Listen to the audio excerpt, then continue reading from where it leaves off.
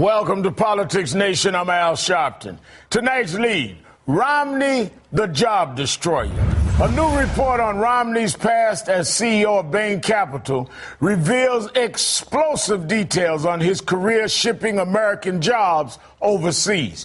It leaves no doubt that Romney's fortune was built in part at the expense of American workers. Quote, during the nearly 15 years that Romney was actively involved in running Bain Capital, it owned companies that were pioneers in the practice of shipping work from the United States to overseas call centers and factories making computer components. The jobs went from the U.S. to all over the world. Jobs shipped to China, to India, to Taiwan, Japan, Singapore, Malaysia, South Korea, Ireland, and France. Make no mistake, this report could be a game changer because Romney is running on his business record. He claims experience in the private sector qualifies him for the White House. And he's had the audacity to hit President Obama for letting American jobs get outsourced. How is it China's been so successful in taking away our jobs? This president has just sat idly by and watched that happen. Oh, he complains. He says he would take them to the mat.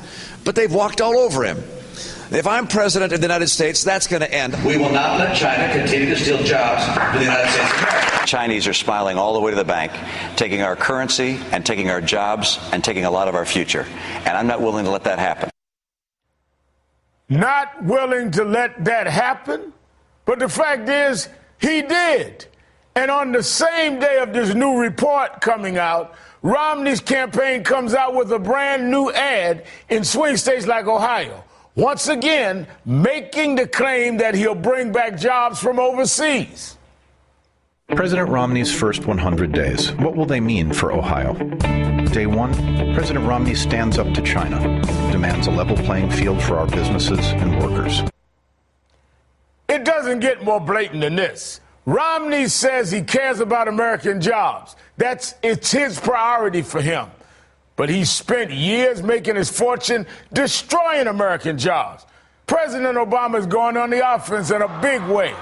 Here was his response at a campaign event in Florida earlier today.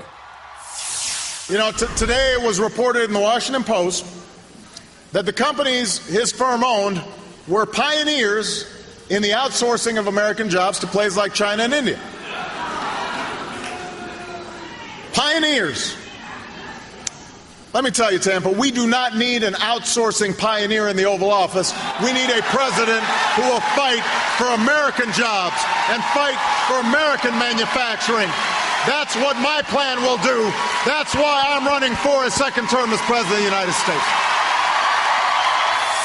Joining me now is Jared Bernstein, MSNBC contributor and the former chief economist for Vice President Joe Biden, and E.J. Dionne, Washington Post columnist and author. His new book is Our Divided Political Heart. Thanks to both of you for joining me. Good to be here. Thank you. E.J., let me start with you. How important is this new report to the Romney campaign? Is this as game-changing as I'm suspecting?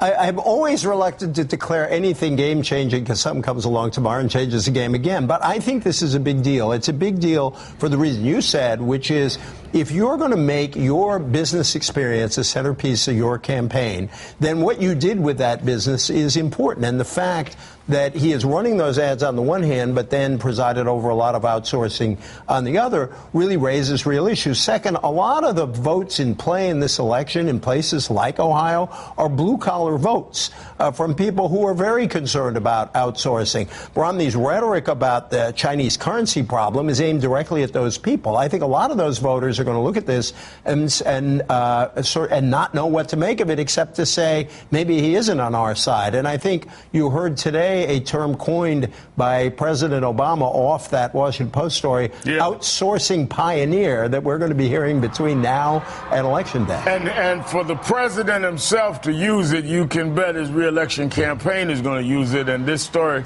is definitely not going to go away if the Obama campaign has anything to do with it, from the looks of the president addressing it today. And I think the interesting question, you use the term game change, is it's been not the greatest couple of weeks for the president, especially with the recent jobs report. And it'll be interesting if this gives a kind of opportunity for Obama to go on the defensive and whether it'll throw Mitt Romney on defense. I think the way, and it's also going into a weekend. Yeah. And the president, when he said the comment about the private sector doing fine, of course, he was talking about it relative to the government sector. That played all weekend. I think this is one of those stories that's also going to play in the course of the weekend. Well, Jared, let me say this. The Romney campaign responded. Let me give you their quote. They're saying, quote, "This is a fundamentally flawed story that does not differentiate between domestic outsourcing versus offshoring, nor versus work done overseas to support U.S. exports." In English, could you tell me, does that mean they were outsourcing or not? Let me come over there and try to untangle that sentence from around your throat there. Look, you hear Mitt Romney on the television saying China's been taking our jobs. Turns out he's been giving to them. And so I agree that this is tough for him. Now, here's the thing, and you kind of referenced this in your introduction. This is the way private equity works. We should all understand this. Their bottom line is profitability. And if it's profitable to outsource and offshore jobs, and that distinction you just made was pretty nonsensical, or that the campaign made, if it's profitable to outsource jobs, outsource factories, to build it in China instead of here, believe me, that's what they're going to do. That's private equity. And you know what? That's a legitimate business model. We might not like it, but it's a legitimate business model. It is not a legitimate political model for a president, especially a president in a moment where we've actually added about 500,000 manufacturing jobs since employment started growing in the spring of 2010. There's a bit of a positive trend there. It's a very important one. So what you really want to hear is not, I was in the private sector, I did private equity, I outsourced a bunch of jobs. You want to hear, what's your plan for manufacturing? The president has one. Governor Romney explicitly does not. But isn't that really the point, EJ? The point is that Governor Romney himself raised his tenure at Bain and said it will establish me as a job creator. I think the American public is mature enough that they really only expect of you what you tell them to expect of you. Well, he brought it up. So I think the reason I think it becomes so effective is because this is where you brought us. You talked about jobs going to China and going overseas, and now we find out you engaged in that. And I think that is why, if it had not been something he brought up, it may not have the same impact. No, I think that's totally right. I mean, at the beginning of the campaign especially, he was bragging about his time at Bain, and he said he had produced a certain number of American jobs while he was at Bain, and then that number changed a little bit, and then he tended to back off any hard number altogether. So that if you're going to look at the plus side of his ledger, and he did create some jobs in some companies, then you're going to look at the minus side of the ledger. And so you can't sort of ask the American voter, just look over here, don't look at what's behind the curtain. But I think the other thing is, you can tell this is problematic because you had to turn to Jared to translate that press release. And if there is an easy answer to say this is all wrong, you don't have to sort of make these strange distinctions between outsourcing and offshoring. You would give an easy answer if there was one. But Jared, the other reason that I think this is going to be a problem for them is the president himself went right at it. The president himself, by name, quoting the newspaper in the article, went at it. And I think you're right. There's nothing wrong with dealing with those that are in the equity business. There's nothing wrong with big business. But the question is, what do you bring out of that to the political? Let me show you what the president said that I think was a very, very critical point. And this is where the president said that, yes, he did good, but did he bring the right lessons out of there into being president? Watch this.